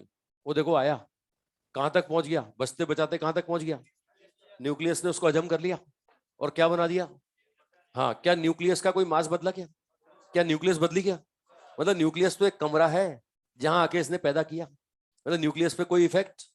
हाँ, ये photon आया और electron positron बना के निकल लिया, समझ रहे हो ना भाई। ठीक है, प्रोसेस को नाम देंगे पेयर प्रोडक्शन। बनाओ जल्दी फोटो बनाओ। ठीक है, किसी मैटर ने ये रेडिएशन एब्जॉर्ब किए और निकल के कौन आया, इलेक्ट्रॉन और पॉजिट्रॉन। ठीक है, ये इलेक्ट्रॉन और पॉजिट्रॉन, समझ पा रहे हैं। रुको और बातें सुनो। देखो जितने भी न्यूक्लियर इवेंट है ना, मैं बताऊं, फिजन रिएक्शन हो, फ्यूजन रिएक्शन हो, रेडियो एक्टिविटी प्रोसेस हो, ये पेयर प्रोडक्शन हो, पेयर एनहिलिएशन हो, जितने भी न्यूक्लियर इवेंट है इन सब में सारे कंजर्वेशन लॉ फॉलो होते हैं। कौन कौन से कंजर्वेशन लॉ, ये ढंग से सुन लो। Charge conservation, mass number conservation, लेकिन एक पॉइंट ढंग से सुनना, ओनली मास कंजर्वेशन एप्लीकेबल नहीं है, ओनली एनर्जी कंजर्वेशन एप्लीकेबल नहीं है, लेकिन मास और एनर्जी को मिला दूं तो कंजर्वेशन चलेगा कि नहीं चलेगा। चलो एक एक करके अपन बात करते हैं। सबसे पहले मुझे बताओ, फोटोन का चार्ज कितना होता है, फोटोन का चार्ज। अबे फोटोन का चार्ज, अबे न्यूट्रल, अबे जीरो होता है। किसी किसी बातें कर रहे हो, क्या फोटोन पे चार्ज होता है क्या। अगर चार्ज होता तो सारी की सारी लाइट आज अमेरिका खींच चुका होता, चाइना खींच चुका होता, हम लोग उनसे उधार में ले रहे होते, दे दो थोड़ी सी, हम भी खरीदेंगे, है ना। अगर चार्ज होता कि सनलाइट पर, फोटोन पर अगर कोई चार्ज होता तो भैया इलेक्ट्रिक फील्ड मैग्नेटिक फील्ड लगा के इनको तो डिफ्लेक्ट कर लेते, अबे खींच लेते, अबे युद्ध हो जाते इसके पीछे। तो क्या ऐसा है क्या, कोई चार्ज नहीं है, कोई चार्ज नहीं है, ये न्यूट्रल पार्टिकल है। आओ साहब, इसका चार्ज जीरो है, लेकिन इसका चार्ज बोलो कितना, न्यूक्लियस का चार्ज बोलो कितना, न्यूक्लियस का चार्ज, न्यूक्लियस पॉजिटिव नेगेटिव तो प्लस जेड ही। और कौन सी दुनिया में हो, ये चार्ज जेड होता है कि नहीं। ए क्या होता है, मास नंबर, एक जेड क्या होता है, चार्ज या नंबर ऑफ प्रोटॉन। तो जितने प्रोटॉन उतना ही तो पॉजिटिव चार्ज। बताओ बिफोर रिएक्शन चार्ज कितना था, इसका जीरो, इसका जेड ई, तो प्लस जेड ई चार्ज है। आफ्टर रिएक्शन आओ, ये इसका प्लस जेड ई, इसका -1, इसका +1, तो मिलके जीरो हो गया ना। तो बताओ पहले भी प्लस जेड ई और बाद में भी माइनस जेड ई, तो इसका मतलब चार्ज कंजर्वेशन फॉलो हो रहा है कि नहीं, चार्ज कंजर्वेशन फॉलो हो रहा है कि नहीं। अच्छा खाली इलेक्ट्रॉन आता तो क्या चार्ज कंजर्वेशन फॉलो होता क्या, खाली पॉजिट्रॉन आता क्या चार्ज कंजर्वेशन फॉलो होता क्या। हाँ तो दोनों ही आएंगे, ऐसा मत बोलना कि एक ही आया, क्या एक ही पैदा हो सकता है। नहीं, बच्चे बुद्धि लगाते हैं कि सर हमारे पास 1.02 मेगा इलेक्ट्रॉन वोल्ट नहीं है, हमारे पास तो 0.75 मेगा इलेक्ट्रॉन वोल्ट है, क्या करें, एक ही बना दें, एक ही पैदा कर दें। बोले दो पैदा करने लायक नहीं, एक ही कर दें क्या। अबे नहीं होगा, एक पैदा नहीं होगा, एक पैदा हो गया तो गड़बड़ हो जाएगी। अबे कंजर्वेशन लॉ फेल हो जाएंगे फिजिक्स के। ये थोड़ी होता है कि तुम कोई बाजार से चीज खरीदने गए कि बोले इतने ही पैसे हैं तो एक ही दे दो, चलो वो दो नहीं आ रहा तो चलो एक ही दे दो। क्या एक ले सकते हो, क्या एक पैदा कर सकते हो, पैदा होगा तो एक होगा कि दो होंगे। हाँ क्या एक हो सकता है क्या। हाँ ऐसे नहीं चॉइस कर लो, बोले नहीं इलेक्ट्रॉन मत दो पॉजिट्रॉन ही दे दो, है ना, बोले ये थोड़ा अच्छा लगता है पॉजिटिव है। क्या एक आ सकता है क्या। हाँ तो बताओ चार्ज कंजर्वेशन फॉलो हो रहा है कि नहीं। मास नंबर चेक करो, इसका मास नंबर 0, इसका मास नंबर कितना, यानी बिफोर रिएक्शन मास नंबर कितना, आफ्टर रिएक्शन इन दोनों का 0, इसका ए, तो आफ्टर रिएक्शन भी ए की नहीं है। बोलो मास नंबर कंजर्वेशन फॉलो हो रहा है, चार्ज कंजर्वेशन फॉलो हो रहा है। अब ओनली मास पकड़ो, ओनली मास, ओनली मास पकड़े तो इसका तो 0 है ना। इसका कितना है साहब, इस न्यूक्लियस का मास, है ना। बाद में देखो न्यूक्लियस का भी है, इलेक्ट्रॉन का भी है, पॉजिट्रॉन का भी है। अबे मास बढ़ गया है, तो यहाँ तो मास बढ़ गया, पहले मास कम था, अब मास ज्यादा है, तो क्या मास कंजर्वेशन फॉलो हो रहा है क्या? ओनली एनर्जी पकड़ो। अगर मैं ओनली एनर्जी पकड़ता हूं तो पहले एनर्जी थी, है ना, इसकी एनर्जी जितनी पहले थी उतनी बाद में, इसकी जितनी थी उतनी बाद में, लेकिन ये दो एक्स्ट्रा आ गए भाई। बताओ क्या ओनली एनर्जी कंजर्वेशन चल रहा है क्या? नहीं चल रहा। लेकिन मास और एनर्जी को मिलाओ, मास और एनर्जी को मिलाओ तो मास एनर्जी कंजर्वेशन चलेगा। हम बोलेंगे पहले एनर्जी थी और बाद में कौन है? मास है। मतलब अल्टीमेटली मास का कन्वर्जन किस में हुआ? बताओ, केवल मास कंजर्वेशन चलेगा, केवल एनर्जी चलेगा, क्या चलेगा? मास और एनर्जी। ये मैंने अभी एग्जांपल दे रहा हूं तुम्हें किसका? पेयर प्रोडक्शन का। मैं फ्यूजन रिएक्शन में भी यही स्टेटमेंट बोलूंगा, फ्यूजन फ्यूजन में भी ये बोलूंगा, रेडियो एक्टिविटी में भी यही बोलूंगा, पेयर प्रोडक्शन में भी बोलूंगा, पेयर एनालिसिस में भी बोलूंगा। जितने भी न्यूक्लियर इवेंट है सब में केवल मास कंजर्वेशन एप्लीकेबल, केवल एनर्जी कंजर्वेशन एप्लीकेबल, लेकिन मास और एनर्जी मिलकर के होगा ना। मैं एक और एग्जांपल देता हूं। फ्यूजन या फ्यूजन में एनर्जी रिलीज होती है कि नहीं? फ्यूजन या फ्यूजन में एनर्जी रिलीज होती है कि नहीं? अगर एनर्जी रिलीज हो रही है तो मास कम हुआ होगा ना, तो क्या मास कंजर्व रहेगा क्या?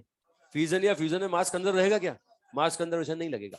है ना, केमिकल रिएक्शन पढ़ते हैं अपन, है ना, वहां पे तुम मास कंजर्वेशन लगाओ सही, वो भी किन में? जिनमें एनर्जी रिलीज। अगर किसी रिएक्शन एंडोथर्मिक है, एक्सोथर्मिक है, एनर्जी रिलीज हो गई, एनर्जी एब्जॉर्ब हो गई, तो क्या मास कंजर्व रह सकता है क्या? है ना, तो भैया यहाँ पर only mass conservation, only energy conservation, या मास एनर्जी का कंजर्वेशन? तो लिख लो भाई, फर्स्ट पॉइंट लिखो, नोट डालो, फर्स्ट पॉइंट लिखो। ये पॉइंट खाली मैं इसके लिए नहीं लिखवा रहा हूं, मैं सभी न्यूक्लियर इवेंट के लिए लिखवा रहा हूं। लिख लो, in in a nuclear reactions, in a nuclear reactions और nuclear event, in a nuclear reaction और न्यूक्लियर इवेंट और nuclear event, following conservation is applicable, following conservation is applicable, following conservation is applicable। ठीक है, ये लिखो साहब, पहला charge, दूसरा मास नंबर, पहला चार्ज, दूसरा मास नंबर। क्या ओनली मास चलेगा क्या? Only energy? लेकिन मास और एनर्जी मिलके चलेंगे कि नहीं? ये मास एनर्जी मिलके चलेंगे। अगला बोलते हैं साहब मास एनर्जी, ये चार्ज हो गया, मास नंबर हो गया, मास एनर्जी हो गया। नेक्स्ट बोलते हैं linear momentum conservation, linear momentum conservation. अगला बोलते हैं साहब angular momentum conservation, angular momentum conservation. एक बोलते हैं साहब spin quantum number, spin quantum number, spin quantum number conservation. ठीक है, वो पाउली के बारे में बताया था मैंने, आगे बताऊंगा पाउली के बारे में, आगे अल्फा बीटा गामा जब पढ़ेंगे ना, तो पाउली आया था साहब स्पिन को बचाने, दुनिया का स्पिन कंजर्वेशन बचाने। न्यूट्रिनो एंटी न्यूट्रिनो हाइपोथेसिस सुनी होगी तुमने, है ना, आगे पढ़ेंगे इसके बारे में। Spin quantum number conservation, spin angular momentum conservation, spin angular momentum conservation. ये भैया जितने नियम कायदे कानून है ना सब लगा दो। कोई अगर पैदा हुआ है ना धरती पे तो भैया नियम मानने पड़ेंगे उसको।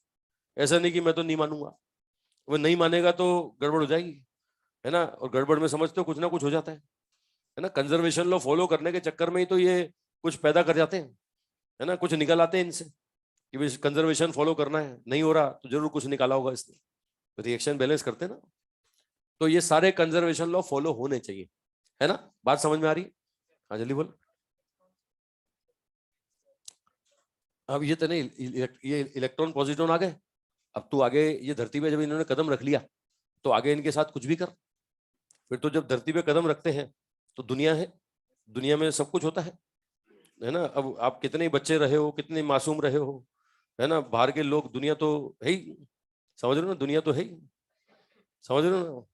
दुनिया में भांति भांति के लोग हैं, वो तो हर तरह का व्यवहार करेंगे। कोई इलेक्ट्रिक फील्ड लगा के खींचेगा, कोई मैग्नेटिक खींचेगा, कोई कोई बिना फील्ड के खींचना चाहेगा, समझ रहे हो। आगे फिर जो हो सकता है वो सब होगा। तो जो पढ़ता है, तो जो इलेक्ट्रिक फील्ड पढ़ता है, मैग्नेटिक फील्ड पढ़ता है, उसमें चार्ज का मोशन पड़ता है, वो चार्ज आते कहाँ से? कहीं किसी ना किसी ने पैदा किए होंगे, उसके बाद ही तो उनके साथ कुछ होने लगा होगा ना। हम तो जड़ पे हैं, किसने पैदा किया, समझ रहे हैं ना। ये पैदा होने वाले दिन की बात कर रहे हैं, है ना, समझ रहे हो ना। ये अपन तो किस शुरुआत वाली, दुनिया शुरू हुई उस दिन की बात कर रहे हैं, है ना। हाँ, शुरुआत वाला दिन, जिस दिन पैदा हुआ। अब उसके बाद इसके साथ क्या क्या होगा वो हर चैप्टर में तुझे पता है क्या क्या होता है। कोई भी लपेट लेता है, इलेक्ट्रिक फील्ड लगा के बोलता है इधर आ जा, मैग्नेटिक फील्ड बोलता है ले तू फ्लेमिंग लेफ्ट हैंड रूल, ये ले थप्पड़ रूल, है ना, होते हैं ना वो। फिर इनके साथ क्या होगा वो आगे की कहानी अलग है। वो हर चैप्टर में पढ़ी जाती है। अपन किसकी कहानी बात कर रहे हैं? पैदा करने की। ठीक है, बनाने वाले ने इनको बनाया। चलो, इस रिएक्शन में क्या है? चार्ज कंजर्वेशन है, मास नंबर कंजर्वेशन है, ओनली मास, ओनली एनर्जी, मास एनर्जी मिलके है। अच्छा, साथ में लीनियर मोमेंटम कंजर्वेशन की वजह से मैंने ऐसा फोटो बनाया इनका, है ना। देखो, पहले लीनियर मोमेंटम इसी डायरेक्शन में था ना, तो बाद में भी इसी में होना चाहिए। तो मैंने एक को उधर एक को इधर क्यों निकाला? इसका एक कंपोनेंट ऊपर जाएगा, इसका एक कंपोनेंट नीचे आएगा, वो दोनों कैंसिल हो जाएंगे। ये फोटो देखो, ये फोटो बनाने का पर्पस है। मैं दोनों को सेम भी चला सकता था, दोनों को ऐसे क्यों चला रहा हूं? क्योंकि लीनियर मोमेंटम कंजर्वेशन क्या होना चाहिए? फॉलो। अरे मेरी भावनाएं समझ रहे हो? कुल मिला के सारे कंजर्वेशन लोग फॉलो हो रहे हैं कि नहीं? लेकिन यहां हुआ क्या? यहां हुआ क्या? यहां पर एनर्जी का कन्वर्जन किसमें हुआ? मास। लिख लो पॉइंट, नोट डालो, अगला पॉइंट लिखो। ये जो मैंने ये लिखवाया है किसके लिए लिखवाया? खाली इसके लिए लिखवाया क्या? सभी न्यूक्लियर इवेंट के लिए, फिजन हो, फ्यूजन हो, है ना, पेयर प्रोडक्शन हो, पेयर एनिलेशन हो, रेडियो एक्टिविटी हो, कोई भी न्यूक्लियर इवेंट हो, ये सबके लिए कॉमन पॉइंट है। समझ रहे हो भाई? अब जो पॉइंट लिखवा रहा हूं वो सबके लिए, किसके लिए? लिख लो, इन ए पेयर प्रोडक्शन। अगला पॉइंट लिख लो, in a pair production, in a pair production energy convert in mass, energy convert in mass, energy convert in mass. Energy का कन्वर्जन किसमें हुआ? मास में। ठीक है, समझ पा रहे हो? ठीक है, चलो आ जाओ साहब। अब मैं यहाँ क्या लगाऊं? मास कंजर्वेशन लगाऊं, एनर्जी लगाऊं, या दोनों को मिलकर के? हाँ, मिलकर के लगा देते हैं साहब। Mass energy conservation, mass energy conservation लगाओ साहब। क्या बोलेंगे? पहले ये एनर्जी, एनर्जी की एनर्जी प्लस किसकी? मास की एनर्जी। ठीक है, बाद में किसकी? बाद में ये तीनों मास की एनर्जी, ये न्यूक्लियस की, इलेक्ट्रॉन की, पॉजिट्रॉन की। समझ पा रहे हो भाई? मुझे बताओ, मास की कॉन्फ़िगरेशन में कोई फर्क पड़ा क्या? तो भैया जो एनर्जी पहले था वही तो बाद में होगा ना। ये कैंसिल कर दूं?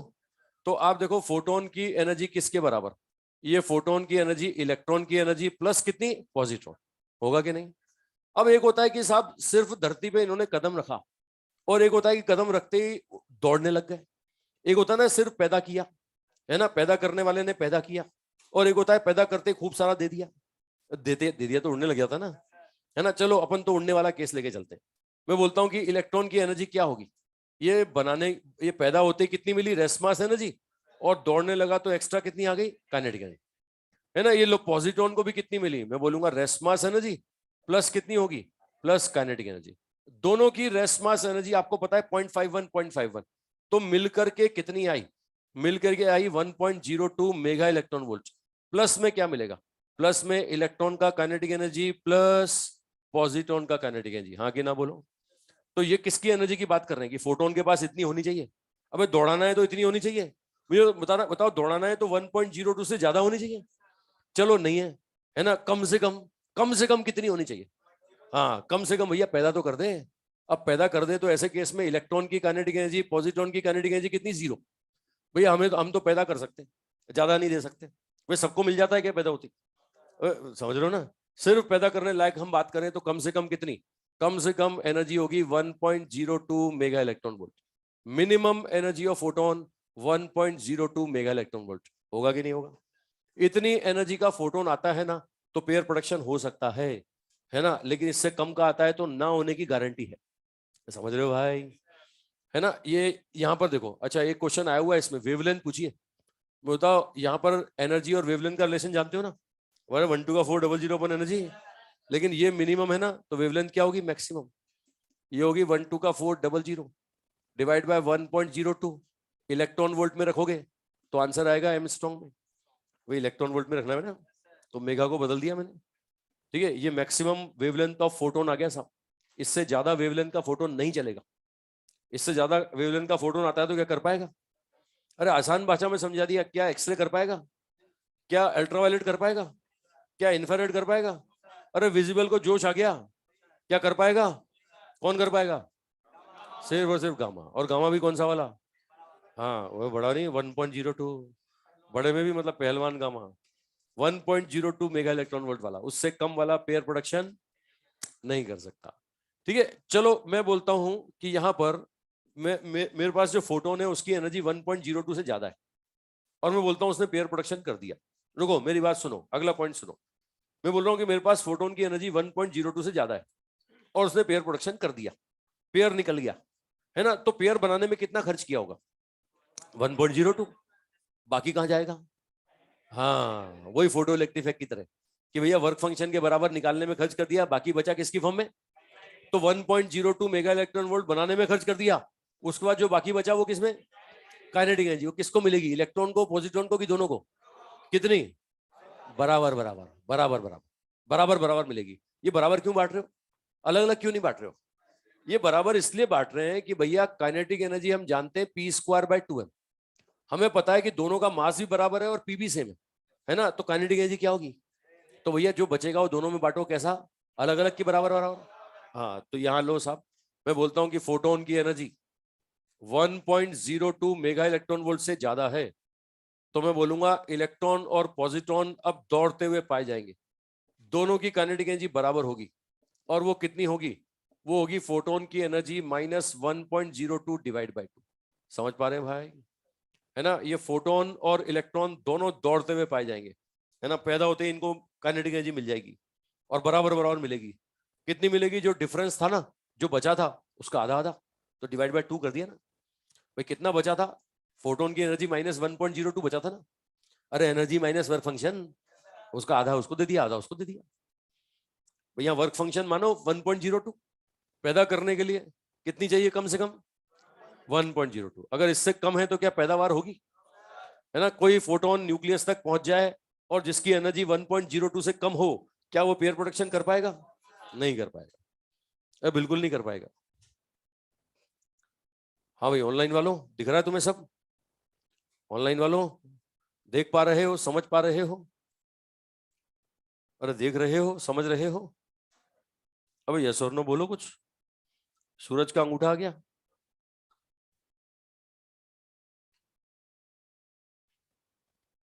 तो पेयर बनाने के लिए कम से कम एनर्जी 1.02, और वो किसकी होती है? गामा। तो नोट डाल लो भाई।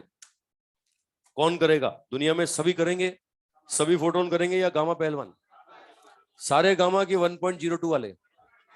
तो कम से कम एनर्जी किसकी? कम से कम एनर्जी कितनी? लिख लो, लिख लो। मिनिमम एनर्जी रिक्वायर्ड,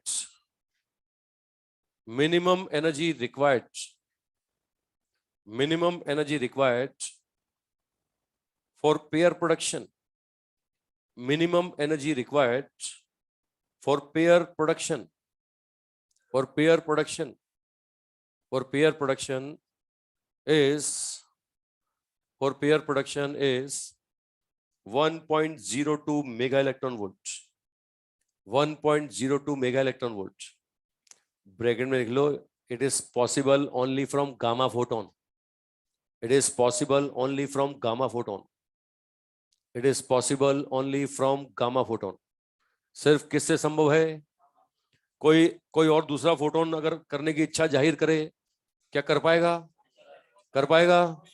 अच्छा चलो मैं बोलता हूं, मेरे फोटोन की कैपेसिटी है, मेरे फोटोन की क्षमता है 1.02 से ज्यादा का है, क्या गारंटी लेते हो कि पेयर प्रोडक्शन करेगा? हाँ, ये क्या क्या कर सकता है? ये पेयर प्रोडक्शन भी कर सकता है, ये फोटो इलेक्ट्रिक इफेक्ट भी कर सकता है, ये क्रॉम्पटन इफेक्ट भी कर सकता है। क्या सारे काम एक साथ कर सकता है? तीनों काम एक साथ कि एक काम? कोई दो काम? हाँ, ये एक बार में एक ही काम करेगा। ये पीपी मतलब समझ रहे हो? पीपी मतलब, अरे पीपी मतलब पेयर प्रोडक्शन, पीई मतलब फोटो, सीई मतलब, हाँ ये लिख लो। और अगर मैं गारंटी ले लूं कि फोटोन की एनर्जी 1.02 से कम है, तो इसकी गारंटी है कि भैया पेयर प्रोडक्शन नहीं होगा। फिर ये क्या करके आएगा? या तो फोटो इलेक्ट्रिक इफेक्ट या फिर क्रॉम्पटन इफेक्ट, या तो फोटो इलेक्ट्रिक इफेक्ट करेगा या क्रॉम्पटन इफेक्ट। समझ रहे हैं? तो बोला ना, या तो फोटो इलेक्ट्रिक इफेक्ट या क्रॉम्पटन इफेक्ट, बोला तो सही। तीसरा रास्ता है रिफ्लेक्ट हो गया, तीसरा रास्ता है ट्रांसमिट हो गया।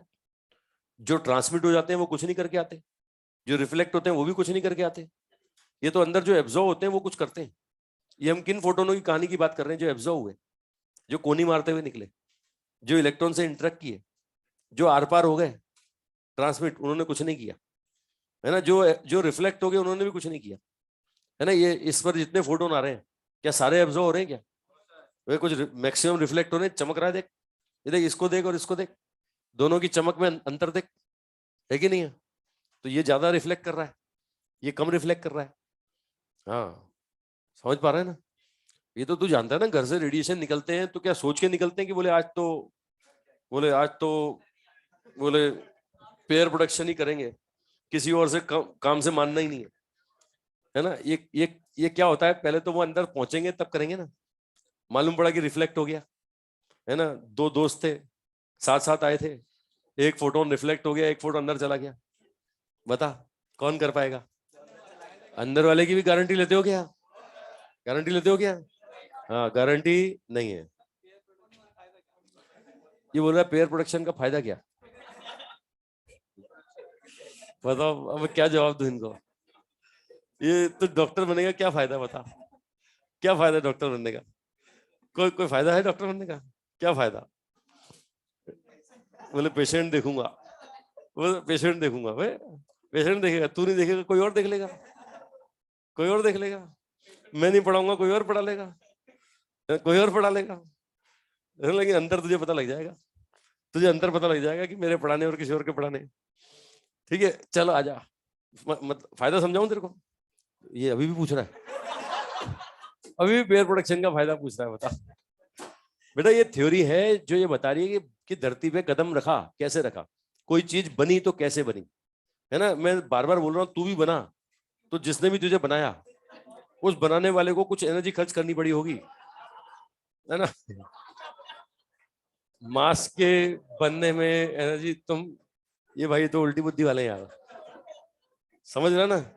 तू अच्छी तरह समझ रहा होगा, तू सही सोच रहा होगा, है ना? ये गलत सोच रहे हैं। मैं एनर्जी की बात कर रहा हूँ, मास को क्रिएट करने वाली एनर्जी, है ना? मास को क्रिएट करने वाली एनर्जी, समझ रहा है? और जिस दिन तू खत्म होगा तो इस यूनिवर्स को वापस से क्या देके जाएगा? एनर्जी, समझ रहा है? अब वो कैसे भी निकले तेरी एनर्जी, वो दफना के तेरी एनर्जी निकले, है ना, वो जला के तेरी एनर्जी निकले, कैसे ना कैसे एनर्जी निकलेगी। जिस धरती पे जो आया है वो क्या फॉलो करेगा? ओनली मास कंजर्वेशन या मास एनर्जी कंजर्वेशन? हाँ, मास एनर्जी कंजर्वेशन फॉलो करेगा। रोज करते हैं अपन, खाना खाते हैं, एनर्जी एब्जॉर्व करते हैं, क्या होता है? मास बढ़ता है। एनर्जी खर्च करते हैं, एनर्जी खर्च करते हैं, तो मास क्या होता है? तो हम क्या कर रहे हैं? खाली मास कंजर्वेशन फॉलो करने की, एनर्जी मास, और पूरी लाइफ पूरे सब करते रहेंगे। तू ही नहीं कर रहा, ये भी कर रहा है, ये भी कर रहा है, दुनिया में सब कर रहे हैं, और यही करते रहोगे जिंदगी भर। मास एनर्जी कंजर्वेशन, अब समझ गए? चलो पेयर एनिलेशन, अगला लिखो पेयर एनिलेशन। हाँ तू बोल। हर सब पे जहां पूरे यूनिवर्स पे लगा दिया मैंने तो भाई। उसमें अगर एनर्जी में कोई चेंज ना हो रहा हो तो, मैं तो कह रहा हूं, तू तो केमिस्ट्री में एंडोथर्मी एक्सोथर्मी पढ़ता है, वहां भी लगेगा। वहां भी मैं कह रहा हूं मास कंजर्वेशन नहीं चलेगा, मास एनर्जी कंजर्वेशन चलेगा। तेरी कोई केमिकल रिएक्शन है ना, अपन न्यूमेरिकल सॉल्व करते समय मान लेते मास कांस्टेंट है, लेकिन तू खुद सोच, हो सकता है कांस्टेंट? खुद सोच, है ना? दुनिया फेल हो जाएगी।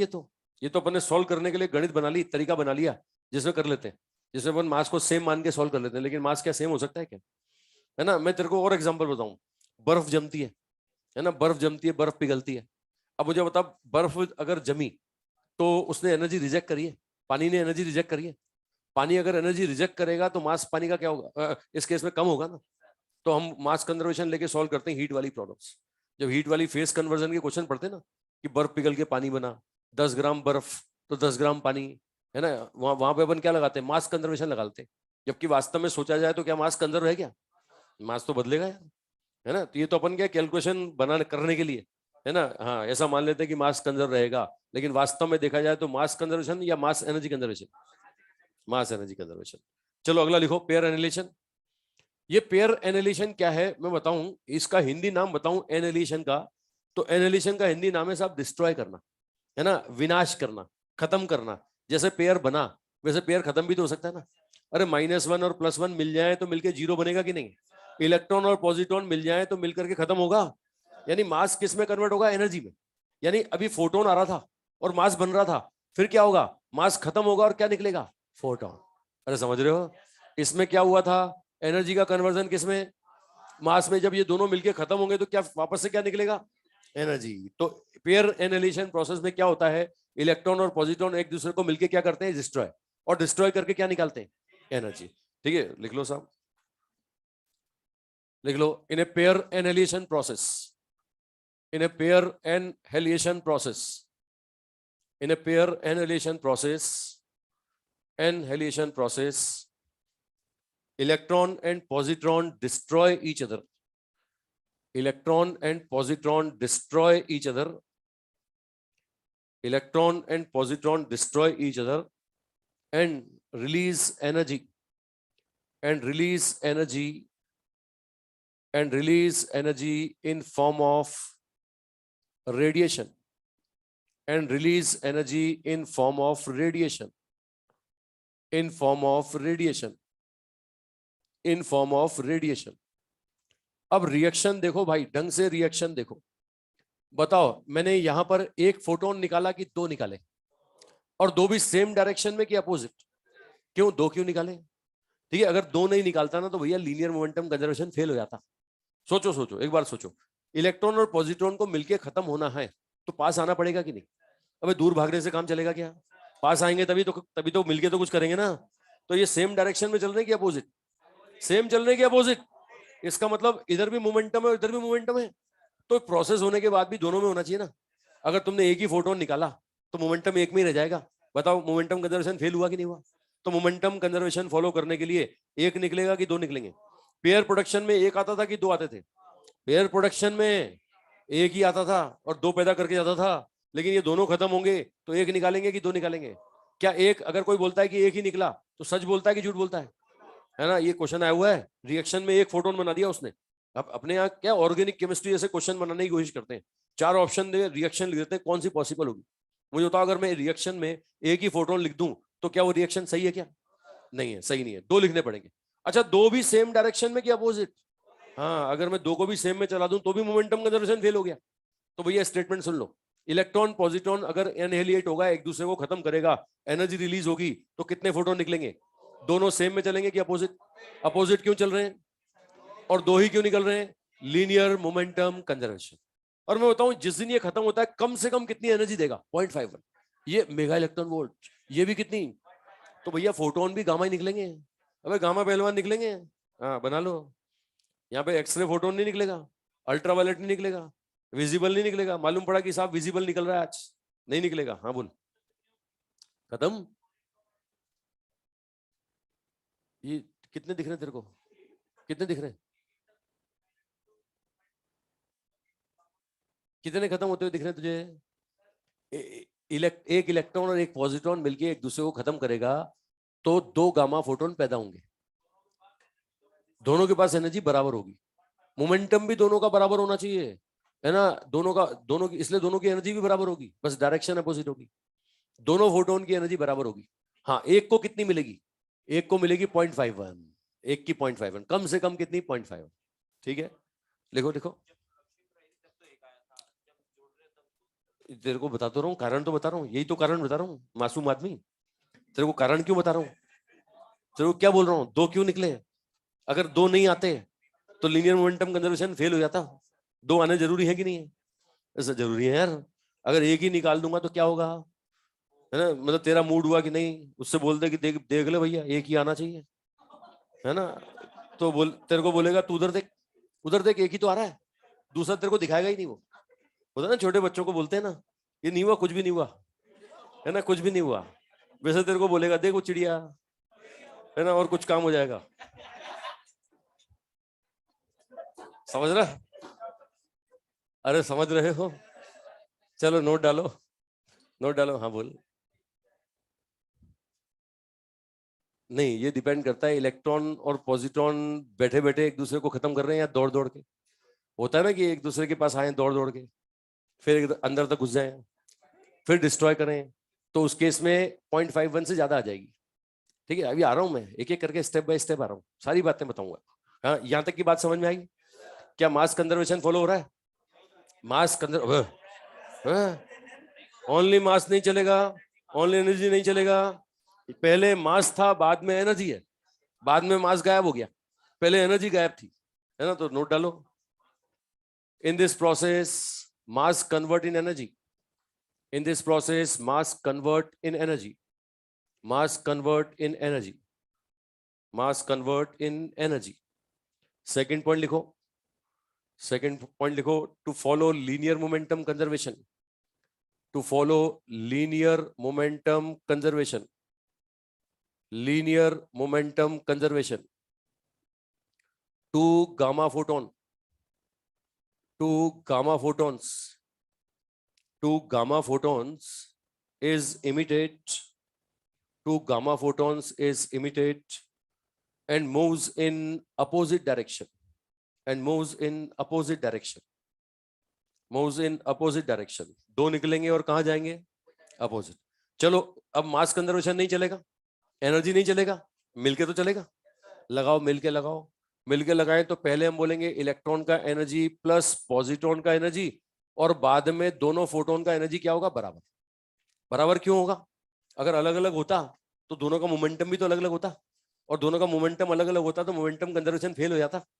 समझ रहे हो ना? सेम होना जरूरी है. आओ साहब, अब ये मैं क्या बोलूंगा? मैं बोलूंगा rest mass energy plus kinetic energy. अरे दौड़ते दौड़ते इनहेलिएट नहीं कर सकते क्या? अबे क्या जरूरी है बैठे बैठे मिले? अबे दौड़ते दौड़ते मिल सकते हैं कि नहीं? अगर दौड़ते दौड़ते मिले तो समझ सकते हो रेस्ट मास एनर्जी प्लस क्या होगा? Kinetic energy. अरे होगा कि नहीं?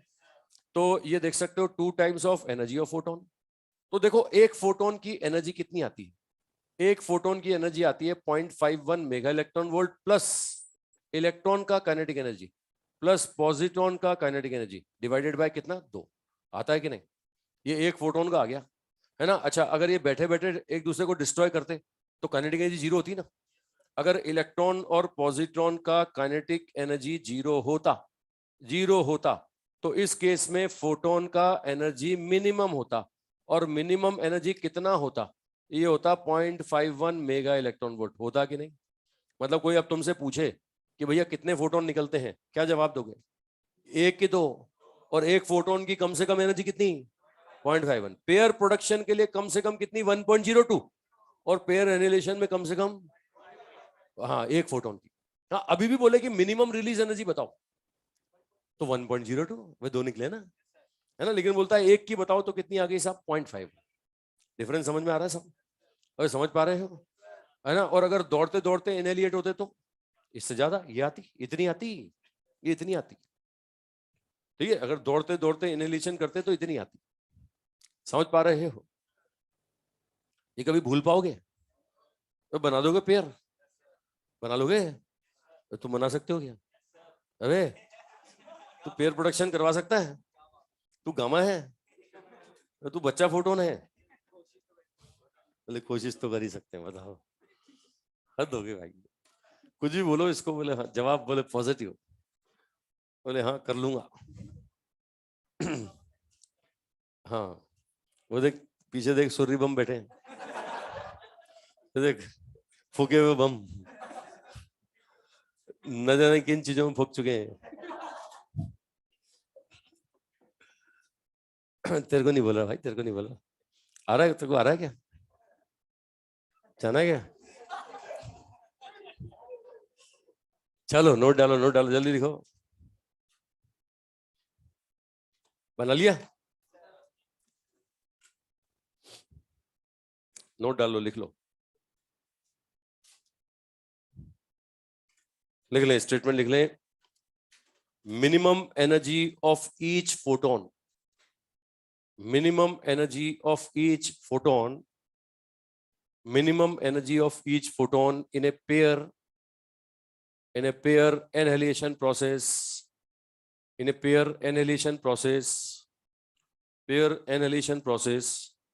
is 0.51 mega electron volt. 0.51 mega electron volt. 0.51 mega electron volt. Bracket में लिख लो minimum release energy. Minimum release energy, minimum release energy 1.02 mega electron volt. 1.02 mega electron volt. 1.02 mega electron volt. समझ गए भाई? फोटो इलेक्ट्रिक इफेक्ट समझ ही चुके हो. तो अगला लिखो क्रॉम्पटन इफेक्ट, है ना. फोटो इलेक्ट्रिक इफेक्ट में क्या होता है? फोटोन आता है, 100% एनर्जी किसको? एक इलेक्ट्रॉन को, और उसको निकाल देगा तो क्या बोलेंगे? बोले हो गया, हो गया. और नहीं निकाल पाया तो बोले गया, और गया, कोशिश करी उसने, लेकिन कर नहीं पाया। ठीक है, हमें कौन से चाहिए? हमें नियत खराब। देखो क्रॉम्पटन इफेक्ट, ले तू कोनी वाले ही ले। ठीक है, मतलब क्या होता है कि सारे फोटोन सक्सेसफुल नहीं होते हैं। लो क्रॉम्पटन इफेक्ट लिखो, लिखो क्रॉम्पटन इफेक्ट, लिख ले इसमें। Photon, photon perform oblique collusion, photon perform oblique collusion, oblique collision with electron, oblique collision with electron, with electron, and after collision, and after collision scattered from its path, after collision scattered from its path, after collision scattered from its path, from its path, and wavelength shift take place, wavelength shift take place, wavelength shift take place, take place, process is called, process is called Crompton effect, process is called Crompton effect, process is called Crompton effect। भैया photon आया, electron से टकराया और निकल लिए दोनों अपने अपने रास्ते, बिलियर्ड बॉल कॉल्यूजन, देखो स्कैटर्ड हो गया। बताओ टकराने में कुछ आदान प्रदान हुआ होगा, कुछ एनर्जी बदलेगी, कुछ वेवलेंथ बदलेगा, तो वेवलेंथ शिफ्ट हो तो इसको क्या बोलेंगे? Crompton effect. देखो साहब मैं बोलता हूं पहले फोटोन का वेवलेंथ था इतना और अब फोटोन का वेवलेंथ पाया गया इतना, है ना, इसका मतलब वेवलेंथ में चेंज हुआ, इस चेंज को बोलते हैं क्रॉम्पटन शिफ्ट। ठीक है, मैथमेटिकली इसका वैल्यू आता है H/m0c into 1 minus cos five. वो फाइव एंगल देख रहे हो इसका, कितने एंगल पे स्कैटर्ड हुआ, है ना। ये प्रूफ कोई नहीं मांग रहा इसका, ये फॉर्मूला बता दिया मैंने, इसको बोलते हैं क्रॉम्पटन शिफ्ट, क्रॉम्पटन शिफ्ट, या इसको बोलते हैं वेवलेंथ चेंज, वेवलेंथ शिफ्ट, ये कहलाएगा वेवलेंथ शिफ्ट। टकराया, टकरा के एनर्जी का आदान प्रदान हुआ, हो सकता है कुछ दे दियो, हो सकता है कुछ ले लियो, है ना, तो कुछ कुछ बदलाव होगा, है ना, वेवलेंथ में बदलाव होगा। मतलब आसान भाषा में समझाऊं